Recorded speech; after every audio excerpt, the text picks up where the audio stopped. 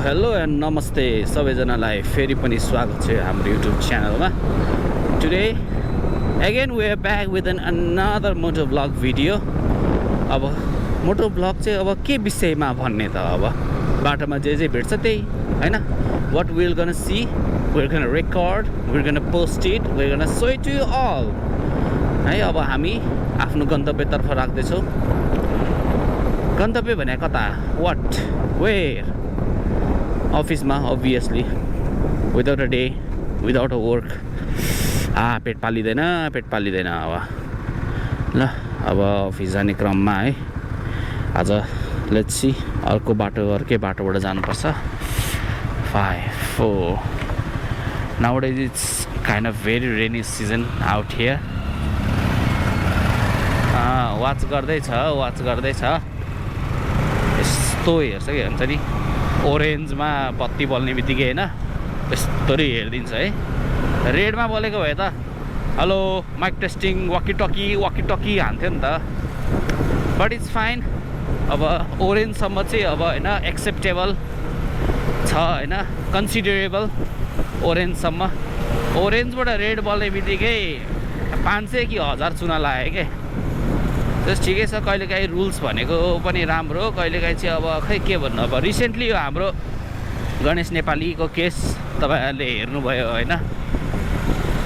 त्यो केसले चाहिँ होइन एकदम हुन्छ नि यो नगर प्रहरी ट्राफिक प्रहरीलाई एकदम हल्लाइदिएको छ कि होइन। अब यसो खोइ अब भिडियो हेर्दाखेरि पनि खोइ त्यस्तै, अब के भन्नु।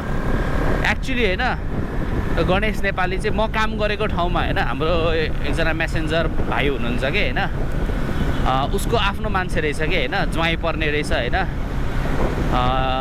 विच इज रियली स्याड होइन, I am really for his loss है। उसको चाहिँ ज्वाइँ रहेछ। अस्ति फ्युनरलतिर पनि गएको थियो होइन। त्यो हाम्रो कोरे त्यो ढुङ्गाना, मिराज ढुङ्गानाको पोस्टमा पनि देखाएको थियो। अब अरू डिफ्रेन्ट होइन। अब मान्छेको पोस्टमा पनि देखाएको थियो उसलाई होइन। ऊ चाहिँ गएको थियो उसको हाम्रो गणेश नेपालीको फ्युनेरलमा।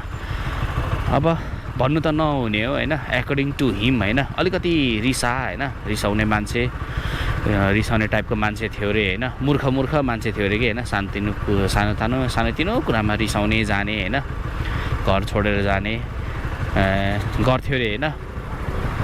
यो चाहिँ अब गणेश नेपालीको स्टोरीको बारे थोरै भन्छु म होइन, एकर्डिङ टु उसको हिसाबले होइन, उसको पर्सपेक्टिभ अनुसारले। अब उसले चाहिँ होइन घर जग्गा बेचेको रहेछ होइन। जग्गा काहीँको आफ्नो गाउँको जग्गा बेचेको रहेछ है। अब अलि 1-2 ठाउँमा इन्भेस्ट पनि गरेको रहेछ है। 1-2 ठाउँमा इन्भेस्ट गरेको रहेछ। अनि त्यसपछि त्यसमा पनि अब राम्रो फापेन होइन, इन्भेस्ट फापेन। अनि त्यसको साथसाथै अर्को पनि के भने उसले चाहिँ विदेश पनि एप्लाई गरेको रहेछ अरे के है। विदेश एप्लाई गरेको रहेछ। अनि मेन पावरको मान्छेले पैसा खाइदिएछ कि, विच इज रियली स्याड। उसको मैले मेरो काम गर्ने हुन्छ नि, मेरो काम गर्ने ठाउँमा त्यो भाइले सुनाएको होइन, यस्तो भएको भनेर बिचराको होइन पैसा पनि खाइदिएको रहेछ। अनि which he was really frustrate भइसकेको थियो, अलिअलि डिप्रेसमा पनि जान लागेको थियो। र अब केही गर्छु भनेर होइन, अब थोरै बाँकी पैसा बोकेर होइन बाइक किनेको रहेछ कि नयाँ होइन, पठाउ गर्छु भनेर किनेको रहेछ। अब विच इज रियली अनफर्चुनेट। अब त्यस्तो काण्ड भइदियो। अब भिडियोमा हेर्दाखेरि अब नो पार्किङमा पार्क गरेर देखिन्छ पटल्छ होइन। He gave up his life है, आफ्नो लाइफ त्यागे। अब के गर्नु, अब विच इज रियली स्याड। अब चाहिँ सरकारले अब केही गरिदिएको रहेछ। आइएम रियली सपोर्ट अब गणेश नेपालीको केसमा चाहिँ म अलिक सपोर्टै गर्छु, तर सहिँदै घोषणा चाहिँ नगर्दा पनि हुने कि। त्यो चाहिँ एउटा मेरो ओपिनियन, एउटा ड्रब्याक भनौँ न होइन। एउटा अब उसले देशको लागि होइन केही ज्यान गुमाएको भए पो होइन, थाहा छ। अब एउटा एक्सिडेन्ट भयो होइन, उसले आफ्नो ज्यान गुमायो। I'm really for the loss है। अब उसको फ्यामिली परिवारलाई केही बित्यो होइन, त्यो अब उहाँहरूलाई थाहा छ। तर एउटा शहीद घोषणा गर्नु भनेको होइन, एकर्डिङ टु मी अब शहीदको नै अब अपमान गर्नु हो होइन। अब उसको होइन उसको बिहाफमा होइन अब सरकारले हेरिदियो होइन, मुआवजा दियो, अब छोराछोरी पढाउने भयो, समथिङ के अरू फेसिलिटिजहरू दियो, विच इज फाइन होइन, वी सुड बी गिभन होइन, दिनु पनि पर्ने हो। तर सहीले चाहिँ अब ठिकै छ, अब जे हुनु भइहाल्यो। अब नेपाल हो, जे पनि हुनसक्छ, जतिखेर जे पनि हुनसक्छ। अब कोही हुन्छ नि नेताको झोले, पार्टीको झोलेहरू आएर यस्तो यस्तो गर्ने भन्ने बित्तिकै होइन, अब सरकारलाई पनि एक किसिमको होइन, एक किसिमको अब हुन्छ नि प्रेसर पनि पर्यो होला। अब ठिकै छ, अब यही थियो होइन एउटा स्टोरी। अब जस आएर सुनाइरहेको हुन्छ त्यो भाइले पनि यस्तो थियो भनेर। अब जस अलिकति क्लोजली बुझ्ने मौका पायौँ होइन, यो हाम्रो गणेश नेपालीको केस अथवा गणेश नेपालीको सानो स्टोरी होइन। जस उसको चाहिँ पैसा डुबेको रहेछ, मेन पावरले पनि खाइदिएको रहेछ, लास्टमा केही गर्छु भनेर गर्छु भनेर होइन, अब पठाउ गरेर कमाउँछु भन्ने सोचले चाहिँ गरेको छ, लास्टमा त्यो अनफर्चुनेट भयो होइन। So I am really for his loss once again.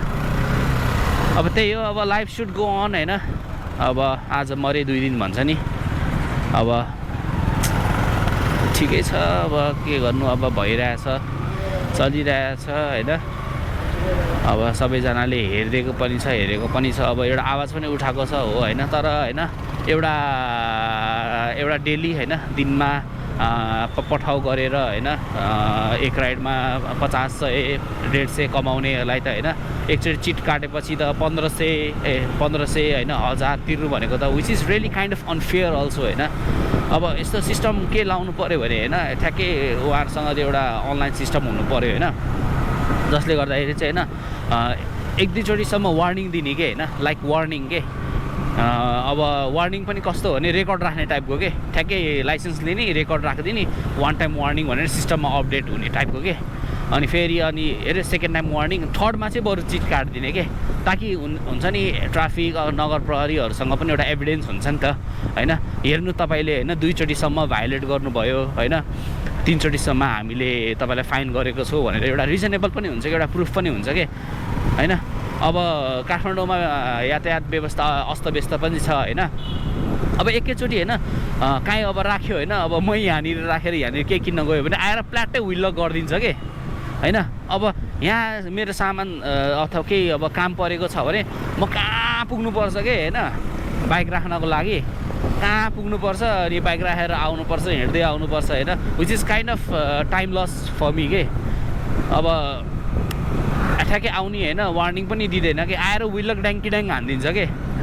मसँग एकचोटि परेको छ होइन, एउटा पुतली सडकको एनएमबी ब्याङ्कमा गएको थिएँ कि म, एनएमबी ब्याङ्कमा गएको थिएँ, अनि त्यहाँनिर साइडमा पार्क गरेको थिएँ होइन मैले।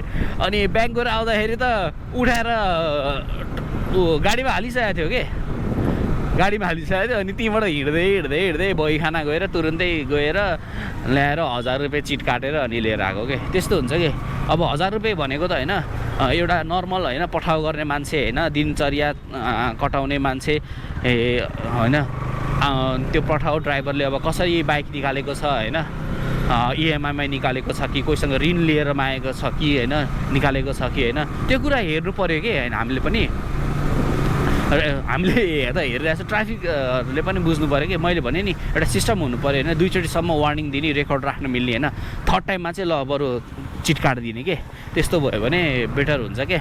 Without any warning, without any हुन्छ नि सजेसन, आउने भ्ल्याट विल लक हालिदिने चलिदिने के। त्यो भनेको त एउटा हुन्छ नि पेलेको टाइपको के होइन। अब त्यस्तो खाले हो कि, किनभने अब मान्छेहरूसँग टाइम पनि हुँदैन गएर क्लास लिने बस्ने होइन, त्यस्तो खाले छ कि। अहिले यो थापाथलीमा पनि हेर्नुभयो तपाईँहरूले होइन, पहिला त त्यो हुन्छ नि रोड डिभाइडरै राखेको हुँदैन थियो कि, त्यो कोनवाला हुन्छ नि, यहाँनिर पिक्चरमा देख्न सक्नुहुन्छ तपाईँहरूले होइन, त्यस्तो खाले राखेको थिएन पहिला त होइन। सानो लेन यस्तरी लेन कट्ने बित्तिकै बोलाएर 1000 रुपियाँ हानिदिइहाल्ने कि। अलिकति हुन्छ नि उहाँहरूले पनि सोच्नु पऱ्यो कि कसरी हुन्छ नि त्यो कम गर्न सकिन्छ र कसरी अभोइड गर्न सकिन्छ होइन। ताकि अहिले भर्खर रिसेन्टली अब त्यो थापाथलीको यो लेनमा त्यो स्टेप राखेको छ होइन, विच इज रियली एप्रिसिएबल होइन। अलिकति अगाडि आउने बित्तिकै मान्छेले त्यहाँबाट लेन क्रस गर्ने बित्तिकै चाहिँ होइन फाइन हान्ने होइन, अनि यताबाट आउने बित्तिकै त्यो लेन क्रस गर्नै नपाउने, त्यस्तो खाले सिस्टम गर्दा राम्रो हुन्छ कि। ताकि मान्छेहरूलाई कसरी पनिस गर्नु छ भन्ने होइन कि होइन, मान्छेलाई कसरी हुन्छ नि अभोइड गराउन सक्ने कि यो विषयमा, त्यसरी सोच्नुपर्ने हुन्छ कि।